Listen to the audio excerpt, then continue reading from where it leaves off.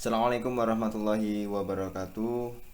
Para pemirsa, pada kesempatan kali ini kita akan membahas sebuah kajian tasawuf. Tapi mungkin ya itu tadi banyak yang kemudian masih belum ngeh ya. Maksudnya tasawuf itu dalam kajian-kajian sekarang seringkali terpinggirkan. Padahal kita bisa banyak belajar dari siapapun untuk mengkaji perkataan-perkataannya atau omongan-omongannya sehingga menghasilkan sisi tasawuf yang luar biasa. Kita gali dari setiap person, dari setiap individual, ternyata bisa membuat itu nilainya tasawuf. Ya, itu mungkin eh, masih terdengar jarang ya, jarang. Artinya di dalam konsep tasawuf kita ini harus belajar banyak kepada siapapun untuk bisa mengenalkan proses belajar mengenal hal itu kepada orang-orang. Nantinya kita belajar kepada siapa saja. Kalau itu ada perkataannya yang mungkin bisa menggugah atau sangat dalam sekali makna tasawufnya, mari kita gali. Pada kesempatan kali ini kita akan membahas ya sisi tasawuf dari mungkin orang yang sebagian orang ini menganggapnya biasa saja atau mungkin banyak yang membuli. Tetapi saya juga kaget. Jadi video terakhir itu yang agak-agak viral itu ternyata dia bisa mengejutkan banyak orang. Kita lihat saja, ini kita mau mengkaji perkataan dari Vicky Prasetyo, seorang sosok yang kemudian banyak kontroversi, tetapi kalau kita gali ya jadi sebenarnya banyak sisi-sisi tasawuf yang bisa kita belajar dari dia. Kita dengarkan dulu bagaimana konsep ya videonya lah ya, tapi ini kita pakai sound aja ya.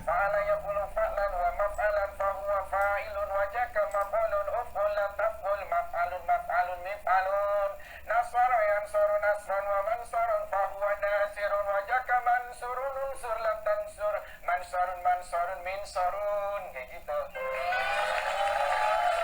Itu nama sorot aku. Mungkin belajar kayak kata kerja, fa'il. Aku mah ada ilmu, cuma gak pede sama akhlak doang. Kita ulangi. Cuma gak pede sama akhlak doang. Fa'il. Aku mah ada ilmu, cuma gak pede sama akhlak doang.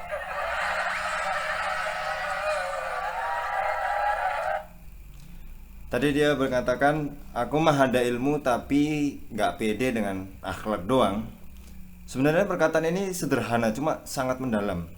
Ya, sangat mendalam. Artinya ya, setelah dia menampilkan bahwa dia bisa mentasrif dan tasrifnya benar, ya. Fa'ala yafulu fa'lan wa maf'alan fahuwa fa'ilun wa dzaka maf'ulun uf'ul la taf'ul maf'alun maf'alun mif'alun. Kemudian dimasukkan ke fi'il nasara yang suruh juga benar.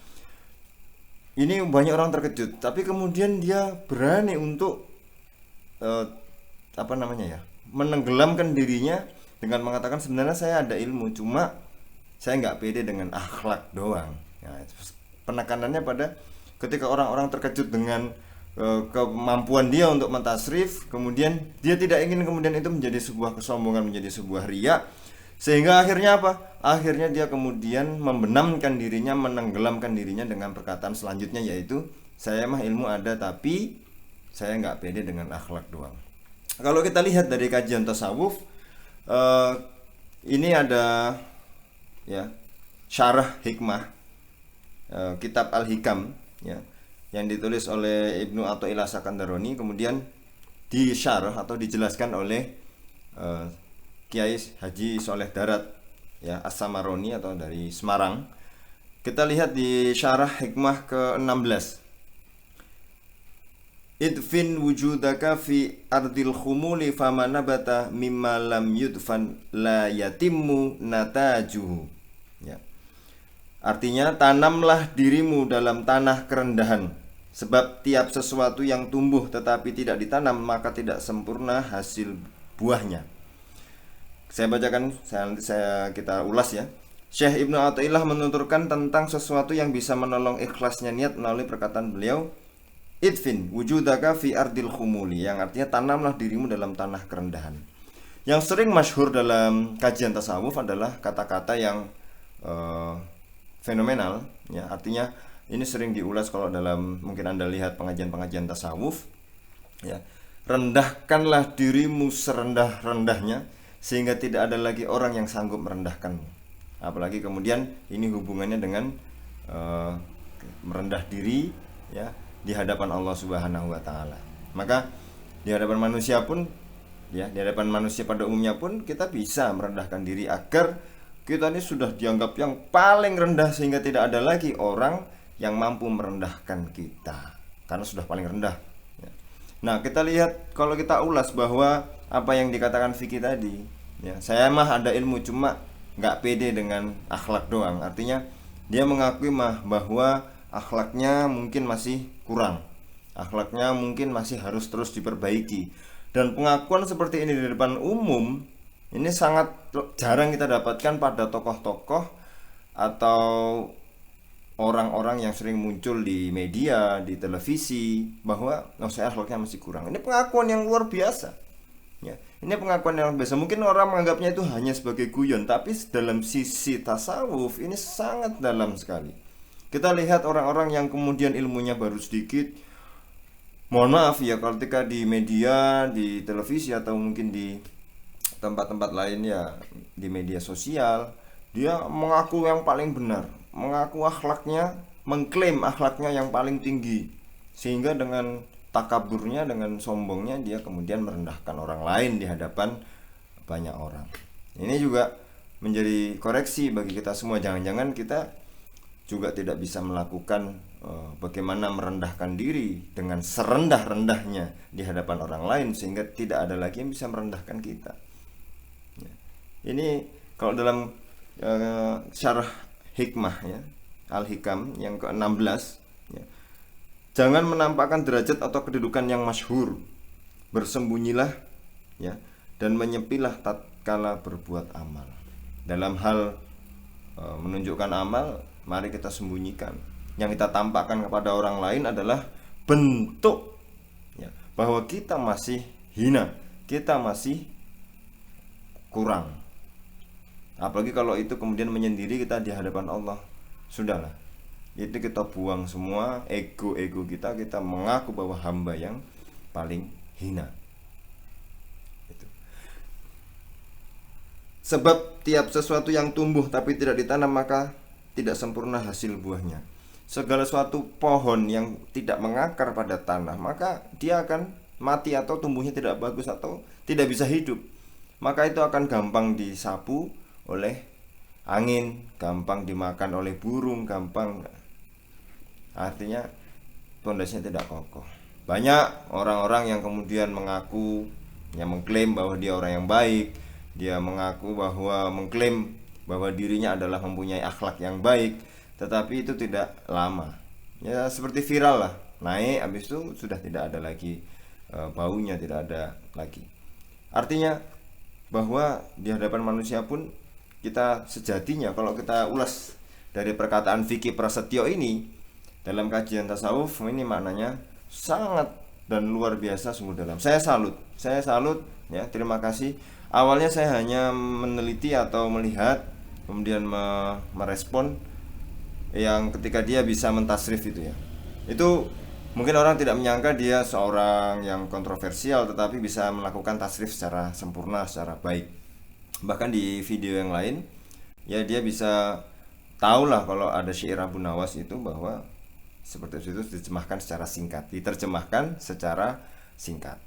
Tetapi kemudian perkataannya yang menjadi stressing point yang kita gali pada video kali ini adalah ketika dia menganggap bahwa saya nggak pedenya dengan akhlak saya. Artinya dia mengakui bahwa dia adalah manusia yang masih penuh kekurangan dalam hal akhlak dan mungkin masih dalam proses untuk menyempurnakan. Kita doakan mudah-mudahan Vicky Prasetyo di kemudian hari menjadi orang yang lebih baik, Maka di balik sosoknya yang kontroversial ini, orang banyak membuli, orang banyak kemudian merendahkan dia karena dengan statusnya yang kemudian dipandang ya buruk lah oleh sebagian orang. Tetapi dia mengakui memang saya ini adalah masih kurang pede dengan akhlak karena menurut dia akhlaknya masih kurang baik.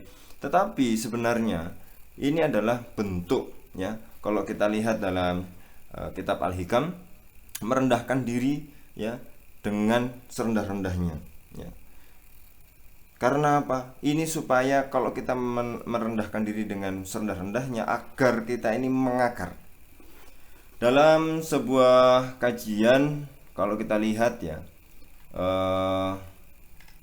ada sebuah kitab namanya Iqazul Himami. Ini juga syarah kitab Al-Hikam. Ya, diceritakan bahwa ada seorang murid yang belajar kepada Syekh Abu Yazid Al-Bustami selama 30 tahun. Tapi dia kemudian mengeluh, "Wahai guru, selama 30 tahun kok saya kayak nggak merasa dapat apa-apa." Ya. Tapi nggak bisa mempraktekkan apa yang engkau ajarkan. Ya, belum aku temukan dalam hatiku sedikit pun dari apa yang telah engkau ajarkan kepadaku. Jadi yang diajarkan gurunya tidak nyangkut di hatinya. Kemudian apa kata gurunya, yaitu Syekh Abu Yazid Al-Bustami itu, sampai kamu sholat 300 tahun pun kamu tidak akan berubah. Kenapa? Karena ada penutup di dalam hatimu, ada hijab, ada pembatas, penghalang. Yang penghalang itu kemudian menghalangimu untuk bisa bertemu dengan Allah, untuk bisa makrifat kepada Allah. Terus dia bertanya, bagaimana caranya agar bisa menghilangkan hijab dan penghalang itu? Kata Syekh Abu Yazid Al-Bustami, kamu buang semua embel-embel kebesaranmu, kamu kalungkan permen di lehermu, kemudian kamu bagi itu ke anak kecil. Ya, kalau kamu bisa melakukan itu, ya, kamu bisa merendahkan dirimu serendah-rendahnya, maka engkau akan terlepas dari penghalang yang kemudian engkau akan bisa menemukan makrifat untuk Allah. Kita lihat kata-katanya bagus sekali ini, ya. Maka serta dirimu telah benar-benar jatuh pada tempat yang paling rendah, kata Syekh Abu Yazid Al-Bustami kepada muridnya tadi. Maka setelah itu semua kamu lakukan, hijab yang menutupi hatimu akan terbuka dan kamu akan benar-benar makrifat kepada Allah. Nah, hijab yang menutupi hatimu akan terbuka. Artinya ketika kita bisa merendahkan diri kita serendah-rendahnya, tidak peduli omongan manusia, tidak peduli apa tanggapan komentar orang lain, ya, walaupun kita anggap itu sangat menghina kita, biarlah, karena dengan posisi seperti itu kita sudah serendah-rendahnya, maka akan terbuka hijab untuk bisa makrifat kepada Allah. Maka saya ucapkan terima kasih kepada Vicky Prasetyo yang sudah mengingatkan kita semua, seluruh penduduk Indonesia, yang mungkin itu lawakan, guyonan yang sebagian orang itu adalah lucu, tapi bagi saya pribadi kalau kita ulas dari sisi tasawuf, itu maknanya sangat luar biasa. Dia berani ya mengungkapkan ya, atau mengklaim bahwa dirinya masih kurang akhlaknya, mungkin masih rendah, tetapi dengan itu ya, Mas Vicky Prasetyo, Anda akan bertemu atau Anda akan menemukan makrifat kepada Allah, karena Anda sudah mengajarkan kepada kami semua. Mudah-mudahan kita semua menjadi pribadi yang lebih baik ke depannya. Mudah-mudahan kita semua bisa mengambil hikmah dari apapun saja ya. Terus terang saya belajar kepada Mas Vicky Prasetyo bahwa ini adalah satu ungkapan yang luar biasa, dan ini sangat menggetarkan dan sangat membekas di hati kita. Baik para pemirsa, kita ketemu lagi di video berikutnya. Kita akan mengulas apa saja yang mungkin bisa kita kaji dari berbagai sudut pandang. Terima kasih. Assalamualaikum warahmatullahi wabarakatuh.